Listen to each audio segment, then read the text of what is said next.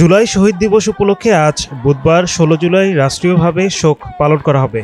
গতকাল মঙ্গলবার ১৫ জুলাই মন্ত্রিপরিষদ বিভাগ থেকে জারি করা প্রজ্ঞাপনে এ তথ্য জানানো হয়েছে।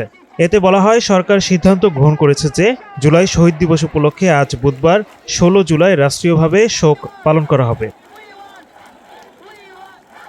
এ উপলক্ষে বুধবার বাংলাদেশের সকল সরকারি, আধা সরকারি ও স্বায়ত্তশাসিত প্রতিষ্ঠান এবং শিক্ষা প্রতিষ্ঠান সহ সব সরকারি ও বেসরকারি ভবন ও বিদেশে বাংলাদেশ মিশনগুলোতে জাতীয় পতাকা অর্ধনমিত থাকবে। শহীদদের মাগফিরাতের জন্য বুধবার সব মসজিদে বিশেষ দোয়া অনুষ্ঠিত হবে।